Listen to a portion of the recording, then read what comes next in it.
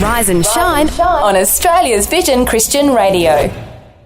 Good morning. It is a Tuesday morning, I'm told. In my head, it might have been Wednesday, Thursday or Friday. It does feel like a couple of times this morning I went to say Tuesday and thought, is it Tuesday? I think it is. Yes, it is. It becomes a bit of a It's a bit blur. like Groundhog Day. Yeah, that's right. You're like, what day is it exactly? And because we're in the studio behind the scenes, there are no windows. And so really anything could be happening It could be outside. nighttime. We wouldn't even know. We wouldn't know. And it's often dark, although it's summer now, so it's a bit lighter when we come in. But yes, anything could be going on. But it has been a wonderful show and lovely to have you here, Robbo. Thank you. Yes, it's been a fun morning. We did a bit of this and that on the show today. So talking about Christmas trees, whether you like them neat and tidy and symmetrical and pristine and all the colours right, or whether it's just chuck everything on, hope for the best. Yes, and you'll see which one wins out in the end. There's a couple of lovely phone calls that might have talked me into one way or the other, but we won't give it away too early. No, that's right. Also, of course, AJ Spurr was our guest on the program. She is excellent. So look out for that and a whole bunch more to come on the pod today. It's Rise and Shine on Vision Christian Radio. Good morning, and yes, normally DJ would be here, but I'm here with Robbo. Another few days yet. How are you going with the early mornings? Oh, not too bad. Not too more. You're normally up early running anyway, so it's just that you're in a different spot. You could run on the spot. To be honest, my issue is going to bed on time. Like if I go to bed on time, I'm fine. If I go to bed late, that's not a good thing. Okay, well, later in the week, if we start seeing Robbo a bit grumpy, I've never, ever seen him grumpy, but we'll say, Robbo, early to bed tonight. That's it, yeah, get into bed. But there is so much on today's show, you couldn't possibly be grumpy. We have AJ Spurr coming up about an hour from now, and she always brings such a wonderful devotion and perspective on family. And we're asking a bit of a special question today, Robbo. That's right. We want to know whether you are the sort of person that has to have everything pristine on the tree, everything symmetrical, the right colours, or do you just throw the decorations on the Christmas tree and hope for the best? Yeah, look, and I've asked my kids this year that exact question because I thought maybe they would want a pristine tree being a bit older. No, they want the tree to look like it's throwing up Christmas. That's how our tree looks. Wow. All right, well, let us know. It's good to see, I guess, how people are all different because I was surprised. I would have thought that the Limmers would have expected it all nice and symmetrical, but not the case. Not the case. The kids demand messiness. So only on the tree, everything else I need pristine. Well, let us know about your preferences on that today. A whole lot of good conversations coming up. The Rise and Shine podcast. You're on Rise and Shine with Fel and Robbo. And not just Fel and Robbo, but Tony Davenport has burst into the studio. He's got his red folder and all of his news stories. And what do you got to share with us today, Tony? Okay, well, there's some very, very good news for Christians, which broke over the weekend, actually. The misinformation and disinformation bill has been scrapped entirely. The Christians, like the Australian Christian Lobby, they were really fearful that this might get through. It was touch and go, and it might depend on a whole bunch of independents in the Senate. It had already got through the House, no problem. Well, Labor just pushed it through. But what's happened is that the Greens have turned on the bill. They also, which is most unlikely to support any Christian requests, but they have also decided that the bill was just totally unfair and was totally against free speech, and they wanted to preserve that. And this would be very, very supportive by the ACL. If someone didn't know what the Misinformation Act was, can you tell us a very quick version of it? It was very quick. Basically, it was that they would force the technology companies, like Facebook and X and people like that, to censor anything that could be seen as offensive or that could vilify someone. And vilify these days is being interpreted as they're very broad definitions. It's very broad, and it's just like causing offence. And so this was very, very worrisome because if the tech companies had allowed anything that could be offensive to go be posted on their pages, they could have been fined something like $50 million for one offence. Okay. They would have probably ignored it, I reckon. They would have taken on the Australian government over it. But it was basically giving a lot of control to these tech companies, and that's why the Greens didn't like it. Okay. And there was also the ACMA, the Australian Communications Media Authority. You've got it. Yep. Hard one to remember. They would have also been able to, just bureaucrats in that organisation would have been able to decide what was offensive. And it just wasn't going to be fair because it was all going to be so subjective. So that's why Christians were really, really worried about it. But now they're breathing a big sigh of relief. Yeah, very encouraging. But that's only temporary. There'll be other bills that will come in around the country that will try and undermine Christian values. So the fight is on all the time. You can't afford a breather at all. You've got to look out for the next battle that you're going to have to fight on these issues that are so important to Christians. Yeah, and of course this is a big week in Parliament. They're trying to push through a whole bunch of stuff before the Christmas break, I guess. Yeah, 76 bills. Wow. I don't know how would they have time for that? Some will be just rubber stamped, I think, but others are not. Things like housing, various financial things for affecting pensions and things like that. These are likely to be discussed. There was one about mining about being discussed. I don't think a lot of them are going to get through. A lot of those crucial ones that Labor was really hoping to push through, I don't think they're going to get through. And there's even speculation that this may be the last parliamentary sitting before the next election.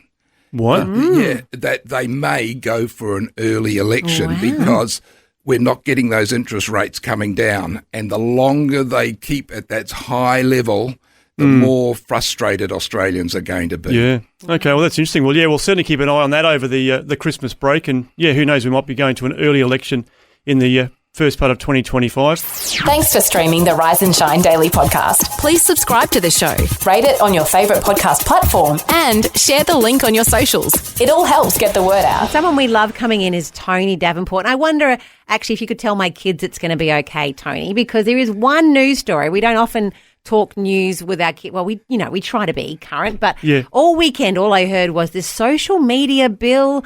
We're going to lose social media. What does that mean? Who does it affect?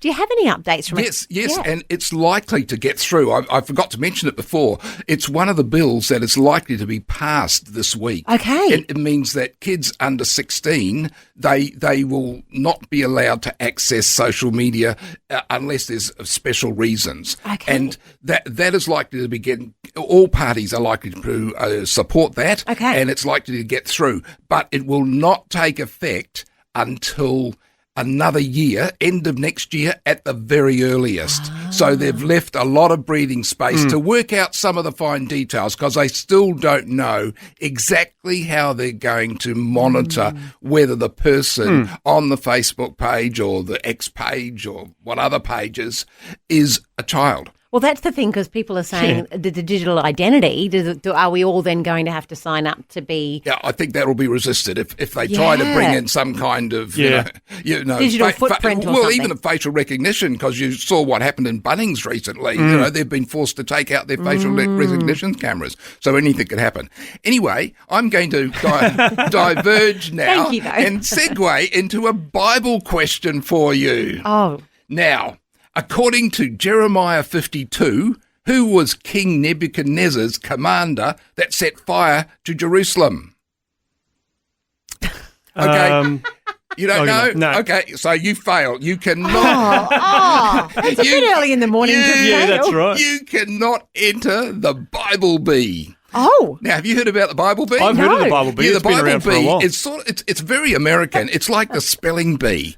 But these kids have to remember hundreds of verses. And It's the daily podcast of your favourite Aussie breakfast show, Rise and Shine. 600 verses to answer questions. And they also have to have incredible knowledge. Like, I forgot to give you the answer. Yeah, I was just saying. I need to know. What is the answer? Oh, the answer of the Nebuchadnezzar's commander who set fire to Jerusalem was Nebuzaradan. Nebuzaradan, I wouldn't know how to say it. And three of these kids Three of them knew it. In the Bible Bee, knew that. And could they spell it as well? No, they're Saying spelling it, you should Yeah, win, that's really. right. They can spell really well. They can recite these verses. There's a lot on YouTube about it, the Bible Bee. Wow. And it's been running for 18 years, and it's sort of got a cult following amongst Christians in America.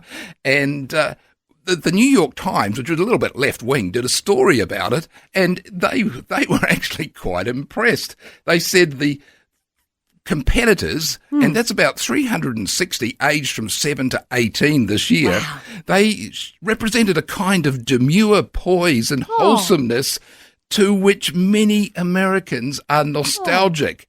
They called they called adults ma'am and sir, and their boys' shirts were neatly tucked into their trousers, and almost every girl wore her hair and hemlines long. So they just said the girls and boys both seemed to excel equally in the competition, but otherwise Christian tradition reigned. Like one under 10-year-old said that she wants to, her desire in life is to be a wife and mother and raise a godly homeschooling family. So it probably is full of homeschoolers, would you say? I would say it would be. Yeah, because my wife and I were talking about it last night. I bet they're all homeschoolers, she said. And that's probably quite because homeschooling among Christian kids is very, very big in America. Yeah. So it's almost certain that a lot of them are, because there's a lot, like I've looked at some of those clips on YouTube and their memories are just amazing. Well, you know what they say, train up a child in the way that they should go, and they won't depart from it. They might be able to play against Robbo with his hard questions. So it's worth watching some of the clips just for your own Bible knowledge, and you can just be so impressed. Oh, gee, they're good. I better try and be like them. Yeah. Wow. Okay, well, that's good. I'm glad to hear that it's got the thumbs up from the New York Times and another year of Bible Bee going along. Yes, very, very successful. Fantastic. Well, look, Tony, thanks so much for coming in. You always do lots of great prep to share these stories with us, and we look forward to catching up again next week. I can't wait to do so. You found the podcast of Vision's breakfast show, Rise and Shine. Rise and shine. We have a very special guest joining us. It's AJ Spurr. G'day, AJ. How are you?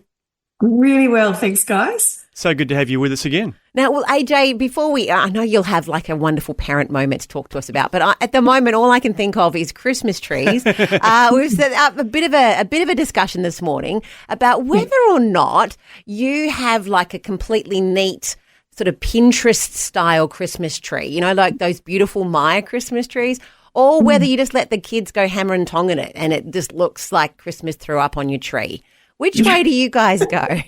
Well, we have done the completely chaotic tree, and you know, we've been there where every single ball that can be smashed has been smashed, and so we just left with the survivors. But now, because we're going to be away in our caravan, we just have a really nice little tree in our caravan, and it comes with the lights built in, so we don't, decorate or anything. It just creates ambiance in the annex. Oh, that's fair. So you don't even have the fun of trying to unjungle the lights. Because that, for me, is half the putting up of the tree. Yeah, that's right. Okay, someone has to stand on the other end of the room and we're trying to get all the knots out of the lights. Yes, been there. Wow. Wow, so you're off camping. How long are you camping for? We're going to be away a few weeks, and we take the business with us because it's 2024 and you can do that now. So amazing. We have our laptop and Wi-Fi, and the kids are just able to go and swim between the flags and do all the fun, safe stuff, and feet in the sand and sunsets on the beach, and it's good for team morale. That's great. Right, I'm coming. I love it. So where do we sign up? Where should we meet you? It sounds brilliant. It's certainly a very Aussie way to spend Christmas, I think, on the beach, and celebrating with the family. That sounds terrific. So, that's great. So you've obviously given us some thought, though. I mean, you've still got the Christmas tree. It's not like you're leaving Christmas at home. So you've got the tree, but it's just simple. No additional mess or paraphernalia. That's right. And school projects our tree is full of school projects. That is very true. I love that. Do the boys mind, or do they embrace it? They love that. They're cool. They're all good. And look, my mum's Christmas tree still has ornaments that I made in primary school. So they get to experience all that at Grandma's house. Oh, that's awesome. That's another question: is what is the oldest ornament on your tree? That's very cool. Yeah. like circa 1982, perhaps. Wow, that's very cool. Oh, very good. Well, look, we might we've got the word for today coming up in a moment, so we'll listen to that, and then we'll come back and hear what you've been thinking about, because obviously it is coming towards the end of the year, lots of big milestones and moments at school, so I'm sure that's been on your mind of late, AJ. So we'll chat some more with AJ Spurr after the word for today, which is coming up next here on Vision. Love the Rise and Shine podcast? Tell a friend today. AJ, you've got something on your heart this morning? Yeah, absolutely. It's that time of the year. It's the award ceremonies are all happening at school. Yes. The house and captains and school captains are being announced, and report cards are on their way. So there's a lot of really excited and happy kids who are getting, exactly the award that they wanted and being named in the positions that they wanted, getting the A's on their report cards. We are not those people. But I know I'm speaking to mums who've had to console kids who didn't get the award that they wanted, or had thrown their hat in the ring to be named as a prefect or school captain, and it didn't happen. And so there's a lot of consolation going on at homes of kids who are really feeling it and wondering, who am I if I'm not, this A grade student, or if I'm not getting the position that I want, or the grades that I want, or the place at uni that I want.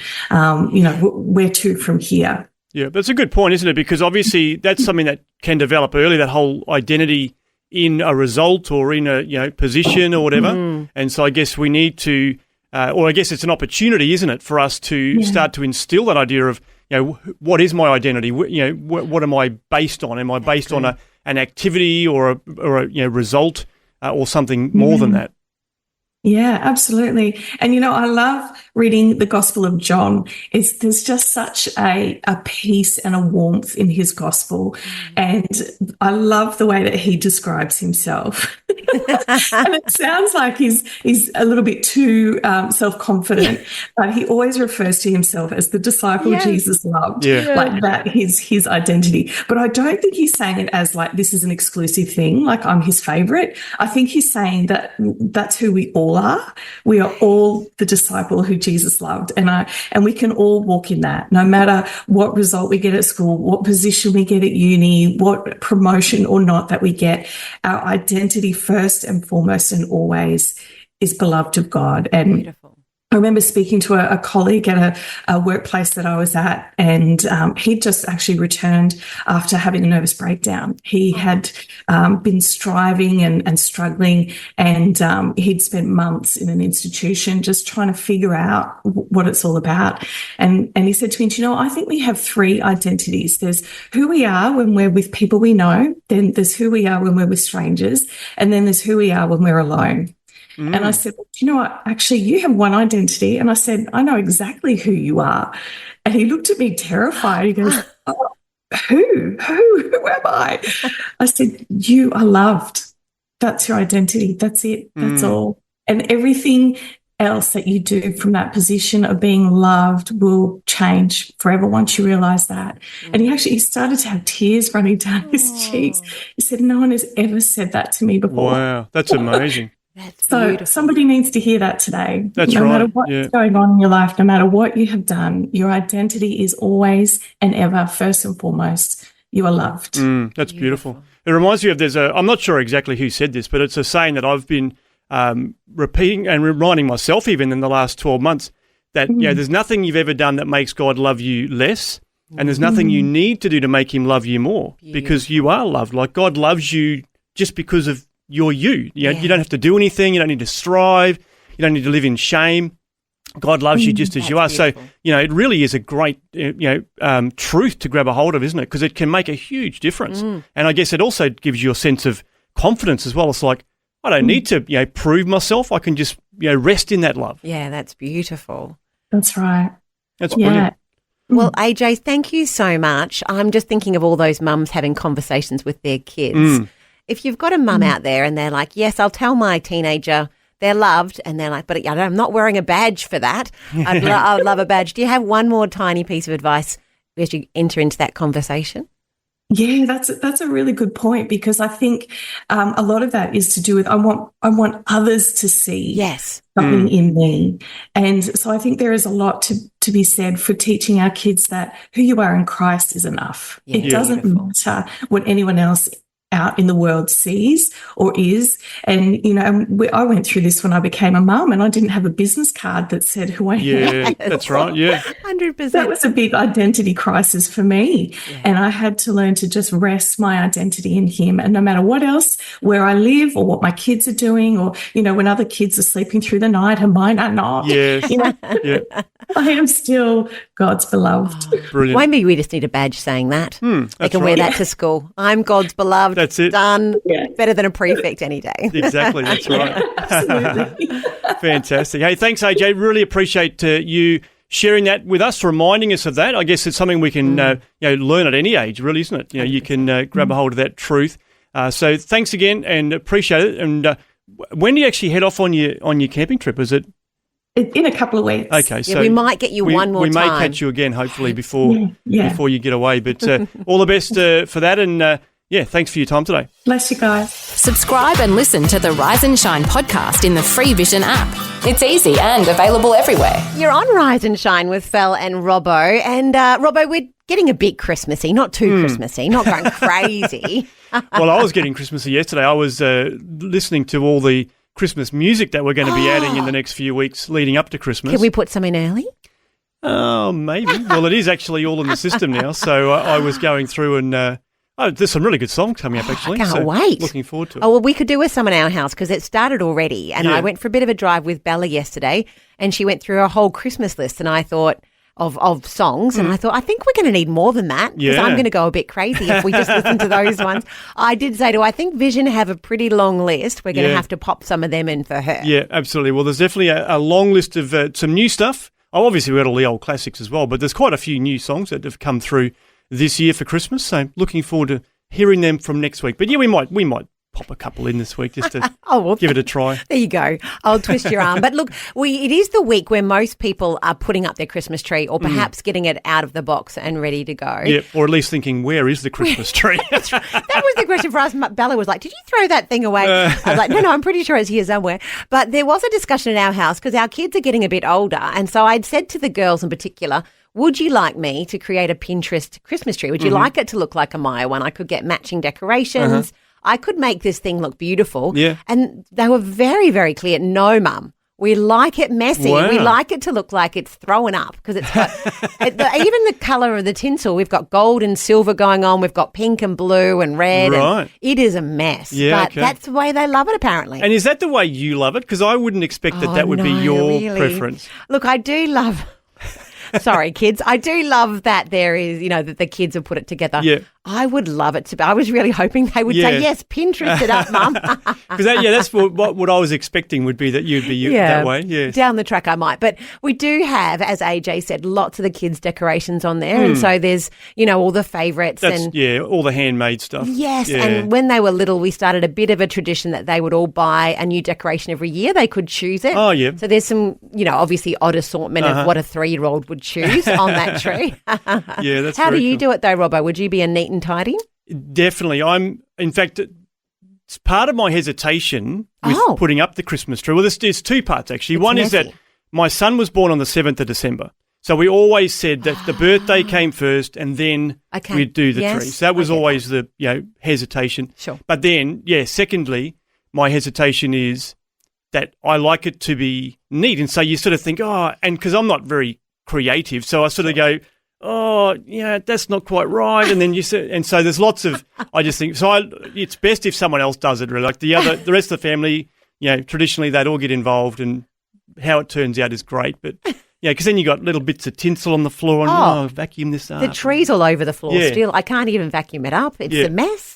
But, it's fun. It is fun. It is special. And it creates memories for the kids particularly. 100%, yes. So it's a wonderful time of year, bit of a messy time in our house. But we have asked the question, which do you prefer? Are you a messy Christmas tree, just get it up there? Yeah. Or are you a bit of a Pinterest Christmas tree family, and Neat would you and like tidy. it to be perfect? Symmetrical, all the right colours. Let us know. Give us a call this morning. We'd love to hear from you. 1-800-316-316. call through and let us know which one are you. Do you like it perfect, symmetrical, neat, tidy, all the colours right, or just, as Fel said, Christmas is thrown up all over the tree? Let us know. 1-800-316 316. Brought to you by the generosity of Vision family members across Australia and around the world. The Rise and Shine podcast. It's Fel and Robbo this morning, and DJ's got a bit of time off after a very busy weekend. It would have been a massive weekend. Of course, his eldest son got married on Saturday, and so the family all flew to Geelong for the wedding. And so a massive time, with family and friends, and a big celebration, of course. But lots of people, I'm sure, are wondering how the wedding went, and more importantly, how the speech went. So we've got DJ on the phone to give us a report. DJ, how did the speech go, mate? The speech, look, I got some glowing reviews. Everyone was happy. The bride said I was totally keeping it together until you did the speech. And then I lost it because it was so good. So that's a lovely review from my new daughter-in-law. It was good. But the biggest props goes to Benita, because I got inspired at the end, and as the speeches began, I was writing in my little journal, and I wrote a 7-stanza prayer where the entire crowd would repeat the chorus of God bless Monica and Drummond. And so I got the musician, this is all improvised live on stage. I said I got the guitar player to improvise a riff for God bless Monica and Drummond. And so the whole crowd would chant it to the riff, and Benita would read a prayer, like just a couple of lines, and then the crowd would chant. I would lead the crowd in a chant. It was going really well. And Benita turned over 2 pages at once and cut right to the end.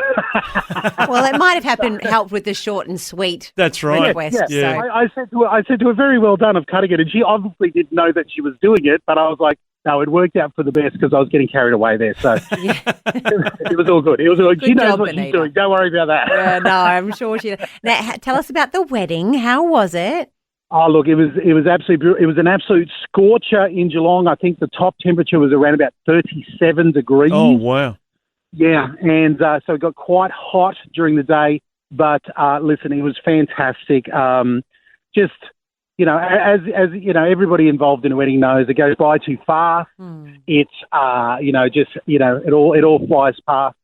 And I thought, I imagined that I would just be kicking back and relaxing as the father of the groom on the wedding day. Really? No, you realise you're just picking up the slack. I ended up going out with the photographer to drive Grace around, and then I'm responsible for this, and I'm responsible for that. Just all the slack that's left over.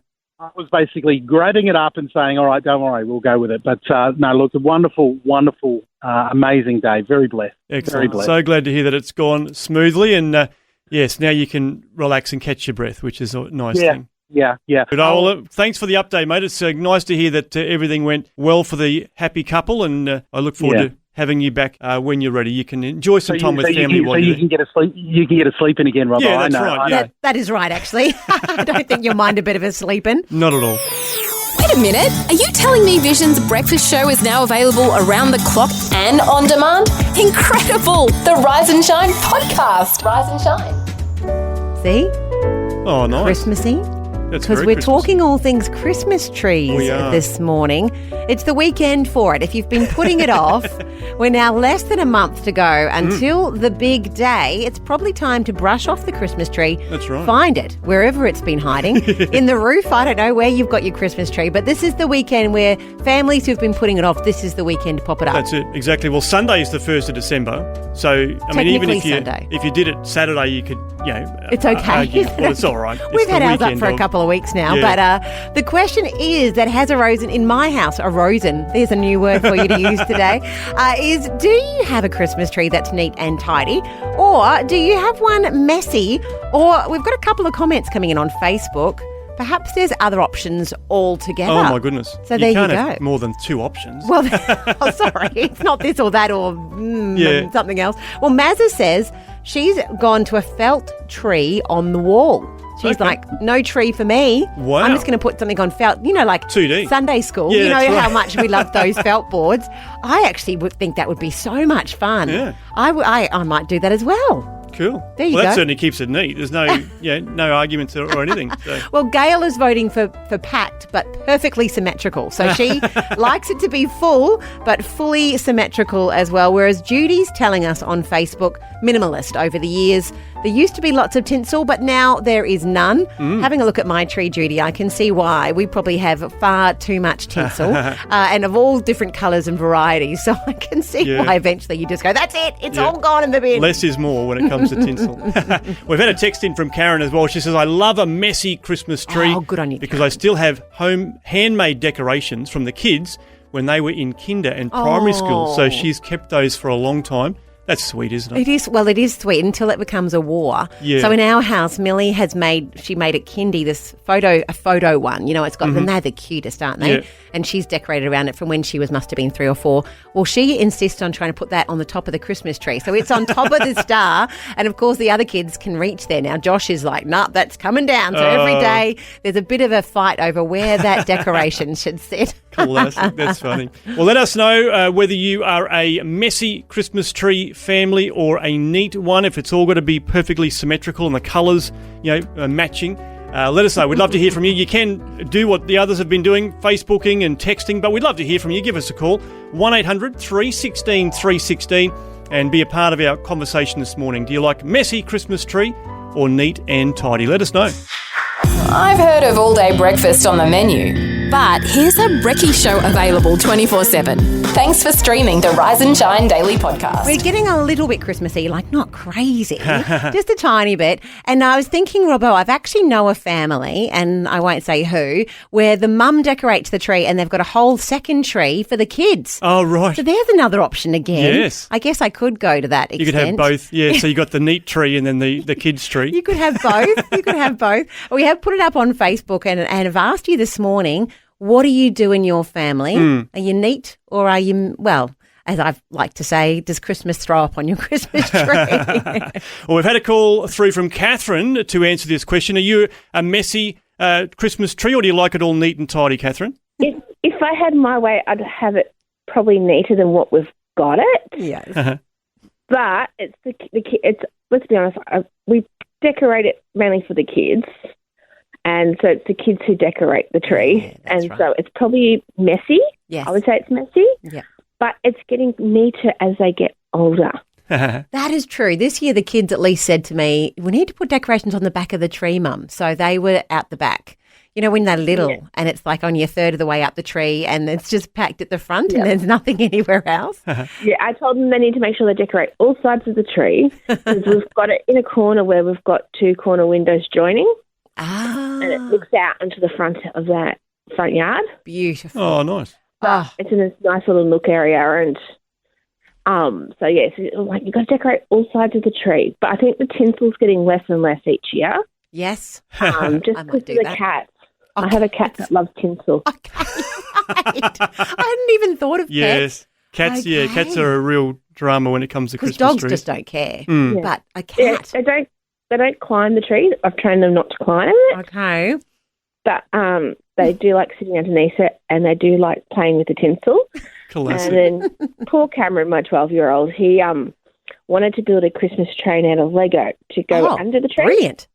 which looked brilliant, except the cats loved playing with it. Oh, on the yes. train. Yes. Yeah, trains and cats I wouldn't think go together. So No, anything that moves, really. Oh, Wow. dear. Oh, well, Catherine, thank you very much. I think we're going to have to add to our post and get everyone to post a photo of their trees. Yeah, that's a good because point, yeah. I want to see it now. So I'll do the same, I might do Catherine. that tonight once the lights are on. There is about 600 LED lights on. Actually, that might make Brilliant. mine look better too. Yeah, Maybe okay. I'll wait till night time. Good. Thank you so much for your call. Enjoy the last worries. couple of days of Thanks. leave. Bye. Thanks. Bye. Oh, so good. Well, it does make you think. Cats, I want to go on YouTube now and see all the Christmas Yes. trees toppling over because There they're are grabbing tinsel. lots of great videos on YouTube for that. But do post your photo of your Christmas tree on Facebook. There is a post there in the Rise and Shine page and in the group. In the group, But we've been getting people commenting there as well. I love Liz's comment. She says, messily neat or neatly messy. So she could sort of go either way. But there we go. Maybe that's what I'm aiming for. Yeah. Messily neat. As long as there's some sort of structure to it, I think it'll help my brain. All right. But at the moment, it's just messy. Messy. So messy neat. You can work towards that. So, post or comment there, but also, post photos of your trees on Facebook. That'd be terrific. We'd love to see them as well. But let us know whether you prefer the neat and tidy or you just throw it on and see what happens. We'd love to hear. Lots of laughs with lots of heart. The Rise and Shine podcast. It's Rise and Shine. Rise and Shine on Vision Christian Radio. That's right. We're still having a bit of a chuckle here over the question debacle that is now Saints of the Century. I don't want to take it back, so I'm happy for you to continue over there with. It's a box of cards, and we should say, you've got a box. Well, I bought this box on eBay. Yes. I think it's like 2,500 questions. So I thought this is perfect. Bible trivia, just all pre-made. Yeah. No more us trying to write questions. But there's some very curious questions. Let's say I've skipped over a lot, and even some of the ones I've gone with have caused a bit of a ruffled feathers. Oh, dear. Well, something that's not ruffling feathers is our wonderful Vision family who are jumping on board. I call it like a big group hug, a massive group hug of 3,619 people so far who have jumped on board to hug us and say, yes, we're with Vision and we want it to continue growing and getting stronger across the country. And that includes Trisha from Eton in WA in the Bunbury area who gave online on Monday. Thank you so much, Trisha, for getting involved. And a beautiful comment here about how much she loves hearing about all those people who have accidentally, as we say, twiddled the dial and Vision came on and then it changed their lives. I'm the same, Trisha. It always encourages me so much. She loves a Mandy dad jokes from Matt. I do love those two. Focus on the family, so many other things. And she's thankful for Vision. We're thankful for you, Trisha. And your weather in Eton today, it's a bit chilly. We've been looking at some places where it's quite warm, 10 degrees in Eton, and it's going to head up to 24 degrees during the day, which is Robbo's perfect temperature. So watch out. He might be heading your way. I will. I'll be there in a heartbeat. Don't worry about that. And some words for you from the Bible. This is a great passage, Psalm 119, of course, the longest chapter in the Bible. But this is just one verse from it. Verse 9, Lord, how can a young man keep his way pure? By guarding it according to your word. That's good. So that's a great reminder there. Psalm 119, verse 9, on Vision. And we've probably got time for one more call, I think, about Christmas trees this morning. It's been a lot of fun talking about Christmas trees, whether you like them neat or messy. You can continue the conversation, of course, on Facebook. And, in fact, we've been encouraging you to post photos of your Christmas trees on there so we can compare. But we have been getting calls coming through as well. That's right. We've got Natalie here from Camp Mountain. Natalie, tell us about your tree. With our Christmas tree, the last few years since we've been having grandchildren, the oldest is 6, and there's 10 of them in that space. Wow. So we've generally invited the grandchildren, whoever happens to be with us whenever we're doing that Christmas tree, and we make it a fun thing, that we do with grandchildren. So basically everything is down the bottom and clustered in one small corner, depending what they can reach. Oh, beautiful. My question then, Natalie, is do you redo some of it when they've gone home? Very little, because they'll come back, you see, and they'll recognise it. So we do put the star at the top, but apart from that, usually it's down the bottom and just in sort of one corner. Oh, beautiful. That's so and it's cool. special because you look at it and you have a little chuckle to yourself and think, that's well, our we do, beautiful exactly. grandkids. Yeah. And the kids just, we take a photo of them when they've done it, and they're very proud of themselves. And, it's a lovely, to me, that's more the importance is the memory and the enjoyment, not the actual appearance of the thing. Yeah, that's 100%. right. And Natalie, now that's what I'm going to do when I have grandkids. I don't know if I'd have 10 under 6. That would be, my girls would have got very busy. But that does sound like a lot of fun. So very inspiring. That's all. Thank you. And thank you for all you do. Oh, well, thank you, Natalie. I love it when Natalie calls. And those grandkids, right, that's made me think messy trees are the winner, I think, in my head and my that's heart. right. Yeah, because the kids do love it for sure. So make sure you do post photos of your Christmas tree. We've got a post there on Facebook. You can go to the Rise and Shine page or the group, and you'll be able to post your photos there. And we'd love to compare and see who's got the messiest and who's got the neatest. I think we might be up there with the messiest for our family. We'll post it. I think I will wait for the lights to go on tonight. So that's a good idea there, Natalie. Smart move. We've got our curtain call coming up next. We're about to wrap up the show, but your chance to choose the last song of the day. We'll do that right after this. Great conversations and great friends. The Rise and Shine podcast. That's Hannah Kerr. Jesus is wise. He is wise, but that's why.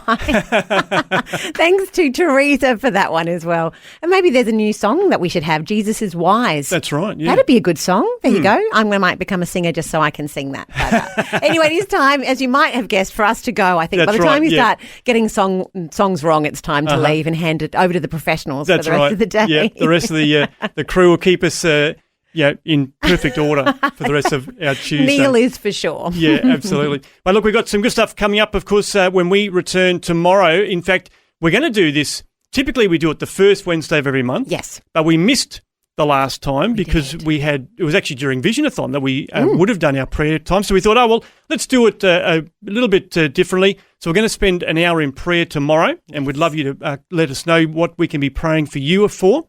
But also we'll do some other stuff as well. The Bible Story Sound Off will be back and lots of other fun as well. And I might find an extra second of that sound. I think DJ might have popped that beside somewhere for us. So I'll have a hunt and see if we can find a little bit more of the sound for you. Whatever you're up to today, we pray it's wonderful. We'll be back bright and early in the morning. Bye-bye. Thanks for taking time to listen to this audio on demand from Vision Christian Media. To find out more about us, go to vision.org.au.